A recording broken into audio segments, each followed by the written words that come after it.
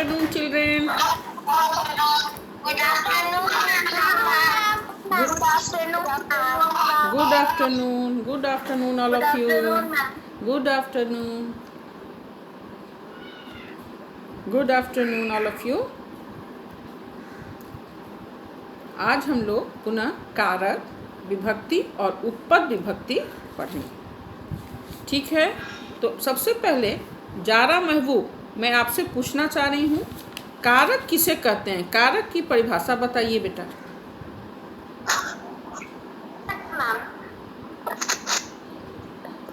बोलिए।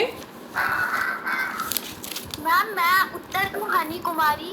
पहले मैं जारा से पूछ रही हूँ, जारा बोलिए।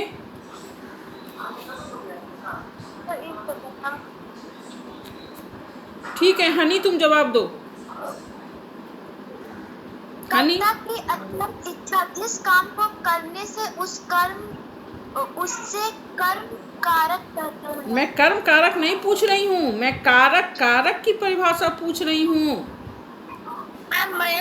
जो क्रिया को संपादित करे उसे कारक कहते हैं। जो क्रिया को संपादित करे उसे कर्ता कारक कहते हैं। संज्ञा या स्वनाम के जिस रूप से उसका संबंध वाक्य में किसी दूसरे शब्द के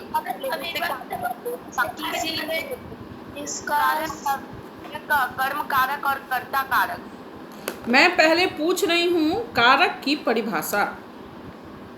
संज्ञा या स्वनाम क्रिया से जिसका सीधा संबंध हो, संज्ञा या स्वनाम क्रिया के साथ जिसका हाँ हो गया बेटा। ओके ओके ओके ओके ठीक है। क्रियान्वयित्वम कारकम।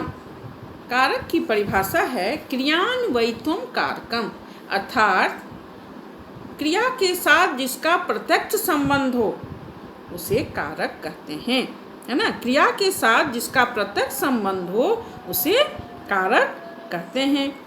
कारक के कितने भेद हैं?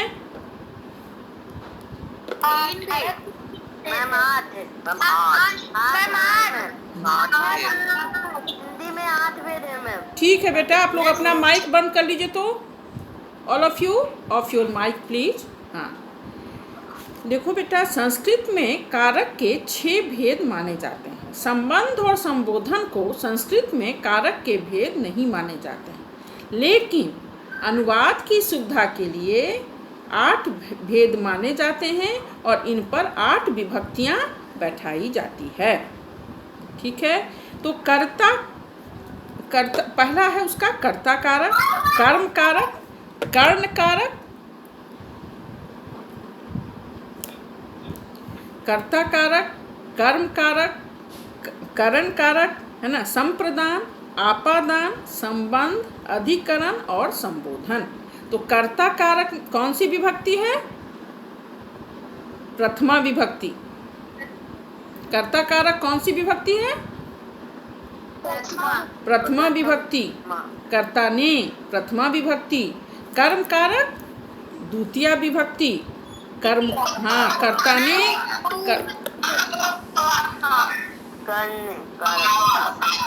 सुमित कुमार अपना माइक बंद कीजिए। कृष आनंद, अनुष्का माइक बंद कीजिए बेटा। अनुष्का, तो कारक की परिभाषा क्या हुई? क्रियान्वयित्वम कारकम। क्रिया के साथ जिसका प्रत्यक्ष संबंध हो उसे कारक कहते हैं। संस्कृत में कारक के 6 भेद ही माने जाते हैं। संबंध और संबोधन को कारक का भेद नहीं माना जाता है, लेकिन अनुवाद की सुविधा के लिए कारक के 8 भेद मानकर उस पर 8 विभक्तियां बैठाई जाती है। तो कर्ता कारक कौन सी विभक्ति है? किंजल बोलिए, जिससे मैं बोलूंगी वही बोलेंगे। नहीं, किंजल बोलेगी। कर्ता कारक कौन सी विभक्ति है? मैम कर्ता कारक प्रथमा विभक्ति है। और कर्म कारक? मैम कर्म कारक है द्वितीय। और करण? मैम तृतीय विभक्ति। संप्रदान कारक? मैम चतुर्थी विभक्ति। और आपादान? मैम पंचमी विभक्ति। हाँ, संबंध षष्ठी विभक्ति। षष्ठी, षष्ठी। और अधिकरण सप्तमी। मैम सप्तमी। सप्तमी। सप्तमी। हाँ, और एक अब सुमित। Yes ma'am. हाँ बोलिए तो। और संबोधन में कौन सी विभक्ति लगती है? मैम अष्टमी। नो, संबोधन में भी प्रथमा विभक्ति लगती है। कर्ता में और संबोधन में प्रथमा विभक्ति लगती है। कर्ता कारक। आप बोले कि संबोधन संस्कृत में नहीं माना जाता, तो लेकिन अनुवाद की सुविधा के लिए मैंने बोला, आपने ध्यान से नहीं सुना। इसका मतलब संस्कृत में ऐसे 6 भेद माने जाते हैं, संबंध और संबोधन को नहीं माने जाते हैं, लेकिन अनुवाद की सुविधा के लिए 8 भेद माने जाते हैं और उस पर 8 विभक्तियां बैठाई जाती है। तो कर्ता कारक प्रथमा विभक्ति, कर्म द्वितीया, करण तृतीया, संप्रदान कारक चतुर्थी, आपादान पंचमी, संबंध षष्ठी, अधिकरण सप्तमी और संबोधन पुनः प्रथमा विभक्ति। संबोधन में प्रथमा विभक्ति लगती है। कर्ता कारक और संबोधन दोनों में प्रथमा विभक्ति लगती है। ठीक है, अब मैं फिर जिससे पूछूंगी वही जवाब देंगे। ठीक है। अच्छा, अनुष्का आनंद 7C। कर्ता का हाँ, कर्ता का क्या चिन्ह है? कर्ता कर्म को, करण करण से द्वारा, चतुर्थी हाँ संप्रदान कारक हाँ, और आपादान अलग होने का भाव। देखो, करण कारक का भी चिन्ह है से, लेकिन उस से का देखो बेटा, किसके घर से हल्ला हो रहा है? सबसे बेस्ट बीकानेर होता है। मैं प्रशांत के माइक से बहुत आवाज है। ठीक है, मैंने उसे हटा दिया। वो भुजिया बोल रहा था, घर से आवाज़ आ रही थी कि कौन सी भुजिया अच्छा होता है, बीकानेर का या ये हल्दीराम का। बताओ, पढ़ाई के समय में मना करती हूँ ना, माइक ऑन मत रखो।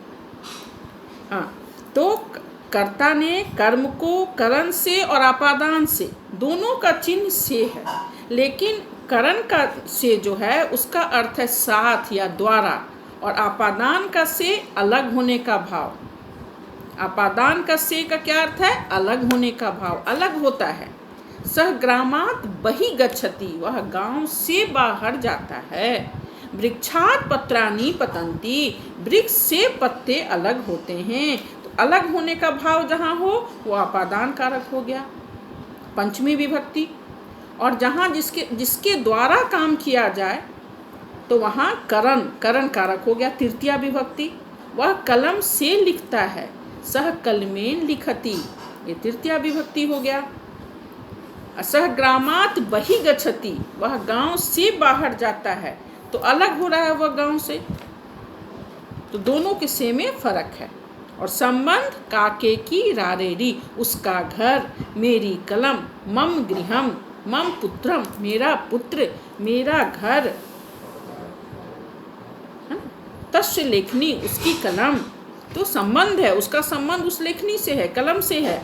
मेरा संबंध इस घर से, मम गृहम, मेरा घर। तो जहाँ एक दूसरे संबंध हो, संबंध प्रकट हो, तो वो षष्ठी विभक्ति लगती है। संबंधे षष्ठी, संबंध कारक में षष्ठी विभक्ति लगती है। ठीक है। तो कर्ता कारक किसे कहते हैं? जो काम करता है, जो क्रिया का संपादन करता है। क्रिया क्या हुआ? क्रिया अर्थात काम। जो क्रिया का संपादन करता है अर्थात जो काम करता है, वह कर्ता कारक हो गया। जैसे रामः पठति, इसमें कर्ता कौन हुआ? पठति। नो, पठति तो क्रिया हुआ, राम हुआ ना। जिसके द्वारा क्रिया किया जा रहा है, तो राम के द्वारा पढ़ा जा रहा है, तो राम कर्ता हुआ। राम न क्रिया का संपादन कर रहा है, राम पढ़ाई कर रहा है। पठति तो क्रिया है बेटा, तो रामः क्या हुआ? कर्ता कारक हुआ। सीता गच्छति, तो यहाँ कर्ता कौन है? सीता। सीता। हाँ, सीता। गच्छति तो क्रिया हुआ, जाती है। और कर्म कारक क्या हुआ? कर्ता की अत्यंत इच्छा जिस काम को करने में हो। कर्ता तो काम कर ही रहा है, लेकिन उसकी अत्यंत इच्छा जिस काम को करने में हो उसे कर्म कारक कहते हैं। जैसे सीता फलम खादती, तो यहाँ पे कर्म कारक क्या है? अत्यंत इच्छा क्या है सीता की? फल। फलम। हाँ, तो फल में द्वितीय विभक्ति लगी, फलम। कर्ता की अत्यंत इच्छा जिस काम को करने में हो उसे कर्म कारक कहते हैं। तो सीता फलम खादती। रामः पुस्तकम पठति, तो पढ़ तो रहा है, क्रिया हुआ, रामः कर्ता हुआ, अब पुस्तकम कर्म कारक हो गया। क्रिया की अत्यंत इच्छा क्या हो रही? पुस्तक पढ़ने की, तो पुस्तकम पुस्तक हो गया, कर्म कारक द्वितीय विभक्ति, है ना। करणे तृतीया, करण कारक में तृतीया विभक्ति लगती है। जैसे वह कलम से लिखता है, सह कलमेन लिखति। उसके बाद संप्रदान कारक चतुर्थी विभक्ति। को के लिए, अब किसी के लिए कोई काम किया जाए तो उसमें कौन सा लगता है? संप्रदान कारक, जिसके द्वारा काम किया जाए। तो क्या होगा? संप्रदान कारक में चतुर्थी विभक्ति लगती है। संप्रदाने चतुर्थी, संप्रदान कारक में चतुर्थी विभक्ति लगती है। इसका चिन्ह क्या है? को के लिए। आपादान, आपादाने पंचमी, आपादान से अलग होने का भाव से, है ना। तो आपादान, आपादान का एक परिभाषा बोलिए। ध्रुवम पाए, मैंने बताया था, ध्रुवम पाए पादानाम आपादान की परिभाषा है। अर्थात दो वस्तुओं के अलग होने पर स्थिर वस्तु आपादान है। और आपादान कारक में पंचमी विभक्ति लगती है। आपादान कारक का चिन्ह से है, लेकिन इस से का अर्थ है अलग होने का भाव। तो ध्रुवम पाए पादानाम, दो वस्तुओं के अलग होने पर स्थिर वस्तु आपादान है।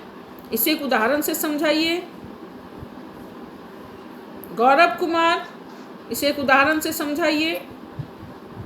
Yes ma'am. मैम आपादान कर्ता का, नहीं, इसको उदाहरण से समझाइए। ध्रुवम पाए पादानाम आपादान कारक की परिभाषा है। दो वस्तुओं के अलग होने पर स्थिर वस्तु आपादान है। इसे एक उदाहरण दीजिए, इसका एग्जाम्पल। मैम वृक्ष से पत्ता गिरता है। हिंदी में हुआ, तो संस्कृत में हम बोलेंगे वृक्षात पत्राणि पतन्ति, वृक्ष से पत्ते गिरते हैं। तो दो वस्तुओं के अलग होने पर स्थिर वस्तु आपादान है। तो इसमें कौन सा आपादान है? वृक्ष या पत्ता? वृक्ष। तो यहाँ पंचमी विभक्ति किसमें यहाँ पंचमी विभक्ति किस? वृक्ष। हाँ बेटा, वो तो हम समझ गए। वृक्ष आपादान। तो पंचमी विभक्ति किसमें लगेगी? वृक्ष में कि पत्ते में? मैम वृक्ष में। क्यों लगेगी? क्योंकि मैम वृक्ष से दो वस्तुएं अलग हो रही है मैम, वो एक स्थिर वस्तु है। हाँ, वेरी गुड। स्थिर वस्तु में आपादान कारक, तो इसलिए स्थिर वस्तु में पंचमी विभक्ति लगी।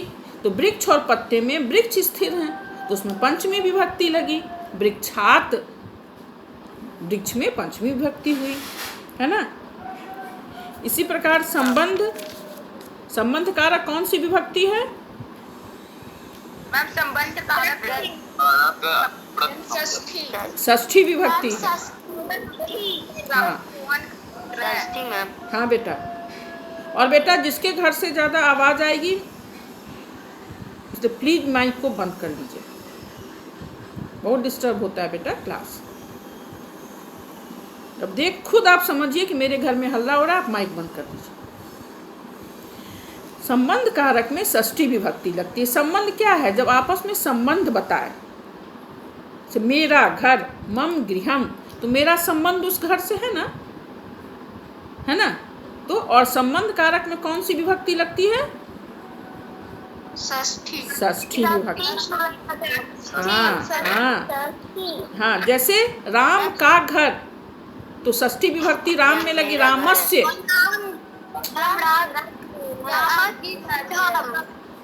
मेरा कलम।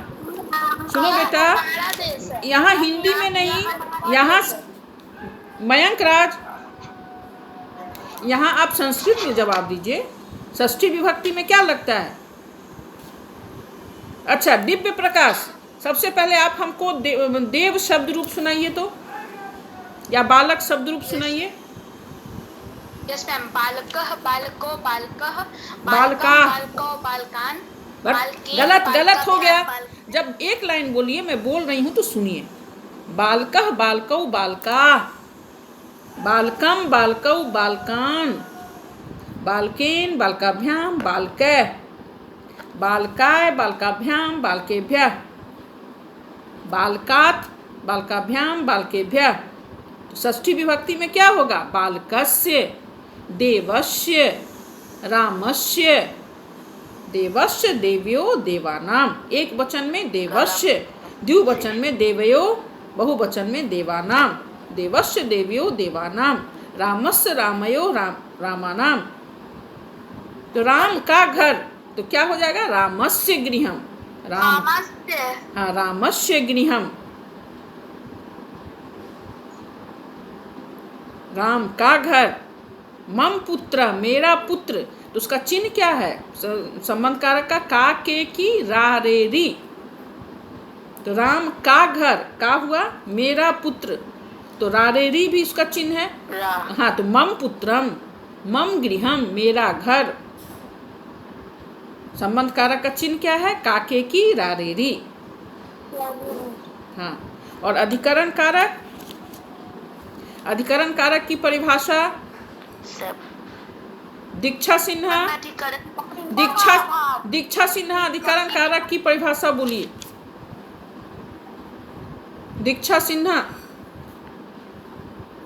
गौरव कुमार, गौरव, हाँ बोलिए। हाँ बोलिए दीक्षा।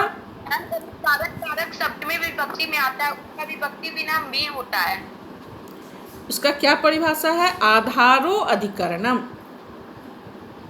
आधार को अधिकरण कहते हैं, और अधिकरण कारक में सप्तमी विभक्ति लगता है। इसका चिन्ह क्या है? में आधारो अधिकरणम। आधार को अधिकरण कहते हैं, और अधिकरण कारक में सप्तमी विभक्ति लगती है। अधिकरण कारक का क्या चिन्ह है बेटा? में, पै, पर। क्या है अधिकरण कारक का सप्तमी विभक्ति है? इसका चिन्ह क्या है? में, पै, पर। लोटे में जल है, जल पात्रे जलम अस्ति। धृत पात्रे धृतम अस्ति, घी के बर्तन में घी है ना। सह भूमो, इसका चिन्ह क्या है? में, पै, पर। तो लोटे में जल है, में जल पात्रे जलम अस्ति, भूमि पर सोता है, में, पै, पर भी इसका चिन्ह है। तो सह भूमौ सेते, वह भूमि पर सोता है ना। आधारो अधिक, विद्यालय पठन्ति। हाँ, बालक विद्यालय में पढ़ते हैं, तो विद्यालय में चिन्ह हुआ सप्तमी विभक्ति, तो यहाँ विद्यालय में सप्तमी विभक्ति लगी। विद्यालय, बालक विद्यालय में पढ़ते हैं। मैम वने वसंती सिन्हा। हाँ, अब बेटा मैं आप लोगों को एक बात बताऊं, जैसे इसमें हर एक में आपने देखा होगा, जैसे संस्कृत शास्त्र में जिनके पास भी होगा, पेज नंबर 112 से 120 के बीच में कारक और विभक्ति दिया गया है। उसमें आपको हर एक विभक्ति में, हर एक कारक में कुछ कुछ सूत्र हैं। उपपद विभक्ति है। उपपद विभक्ति क्या है? यदि विभक्ति का प्रयोग कारक के आधार पर न होकर, कारक पर आधारित न होकर शब्दों पर होता है, तो उसे उपपद विभक्ति कहते हैं। उपपद विभक्ति क्या है? यदि विभक्ति का प्रयोग कारक पर आधारित न होकर शब्दों पर होता है, तो उसे उपपद विभक्ति कहते हैं। जैसे कुछ ऐसे शब्द हैं जिसमें खास खास विभक्तियां लगती हैं।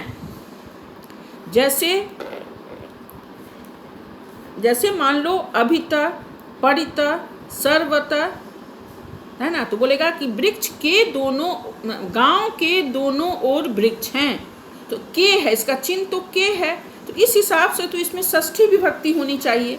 लेकिन नहीं, यहाँ कारक पर आधारित नहीं होकर कुछ शब्द ऐसे हैं जिनमें विशेष विभक्ति का प्रयोग होता है। तो जैसे है ना अभिता, तो गांव के दोनों ओर वृक्ष हैं, गांव के चारों ओर नदी हैं, तो के, का के की रारे री तो षष्ठी विभक्ति का चिन्ह है। लेकिन अभिता मीन्स दोनों ओर, उभयता मीन्स भी दोनों ओर, परिता मीन्स चारों ओर, सर्वता मीन्स सभी ओर, तो इन सब के योग में द्वितीया विभक्ति लगती है। यहाँ ग्रामस्य अभितः नद्या सन्ति नहीं होगा, यहाँ होगा ग्रामम अभितः नद्या सन्ति। कुछ शब्द ऐसे हैं जब विभक्ति का प्रयोग कारक पर आधारित न होकर शब्दों पर, कुछ खास शब्दों पर आधारित हो, उसे उपपद विभक्ति कहते हैं। हर एक आप देख रहे हैं यहाँ कारक के अंतर्गत कुछ उपपद विभक्तियां दी गई हैं, जैसे अभिता, परिता, सर्वतः योगे द्वितीया, है ना। तो बिना योगे भी द्वितीया, उसके बिना, इसमें भी षष्ठी विभक्ति लगता है, लेकिन यहाँ पे हम द्वितीया विभक्ति का प्रयोग करते हैं। विद्या बिना ज्ञानम न भवति, विद्या के बिना ज्ञान संभव नहीं है। तो बिना, प्रति मीन्स और, प्रति योगे भी द्वितीया, ग्रामम प्रति, सह ग्रामम प्रति गच्छति। तो कुछ शब्द हैं जब विभक्ति का प्रयोग कारक पर आधारित न होकर शब्दों पर आधारित होता है, उसे उपपद विभक्ति कहते हैं। जैसे तृतीया विभक्ति का क्या है, कर्ता ने कर्म को करण से द्वारा, लेकिन कुछ ऐसे शब्द हैं जिनमें तृतीया विभक्ति लगती है, जैसे सहार्थे तृतीया, सहयोगे तृतीया, साथ के योग में, वह कलम, है ना, सीता राम के साथ। देखो ना, यहाँ भी उस हिसाब से के है, यहाँ षष्ठी लगनी चाहिए, लेकिन यहाँ क्या लगता है, तृतीया। किसके यहाँ से बस की आवाज आ रही है, तो सीता रामेन सह गच्छति, सहयोगे तृतीया, सह साकम सार्धम समम के योग में तृतीया विभक्ति लगती है। अलम योगे तृतीया, अलम मीन्स निषेध, अलम विवादेन, उसके बाद एनांग विकारे तृतीया, ये सब उपपद विभक्ति है। शरीर के किसी अंग में यदि विकार हो, दोष हो, जैसे अंधा, काना, बहरा, लूला, लंगड़ा, तो एनांग विकारे तृतीया, अर्थात शरीर के किसी अंग में विकार हो तो उसमें तृतीया विभक्ति लगती है। इसी प्रकार चतुर्थी विभक्ति में क्या है, रुच, नम, दा, स्वस्ति के योग में चतुर्थी विभक्ति लगती है। श्री गणेशाय नमः, ओम नमः शिवाय। इसी तरह पंचमी विभक्ति बहिर्योगे पंचमी, बाहर जाने के योग में पंचमी विभक्ति लगती है ना। और सप्तमी में साधु और निपुण के योग में सप्तमी विभक्ति लगती है। तो ये सब क्या है, उपपद विभक्ति है। तो ये आप पढ़ लेंगे संस्कृत सहचर्य में बेटा 112 से लेके 122। मैं अगले दिन आपसे इस पर कल मैं आपसे उपपद विभक्ति पूछूंगी। तो यदि कल एमईडी है तो परसों पूछूंगी, मंडे नेक्स्ट क्लास, कल मतलब नेक्स्ट क्लास। यदि विभक्ति का प्रयोग कारक पर आधारित न होकर शब्द पर आधारित हो तो उसे उपपद विभक्ति कहते हैं। जैसे सहार्थे तृतीया, अलम योगे तृतीया, एनांग विकारे तृतीया, अभित, परित, सर्वतः योगे द्वितीया, नमः योगे चतुर्थी, बहिर्योगे पंचमी, है ना। तो ये सब उपपद विभक्ति मैं आपसे पूछूंगी, ठीक है बेटा।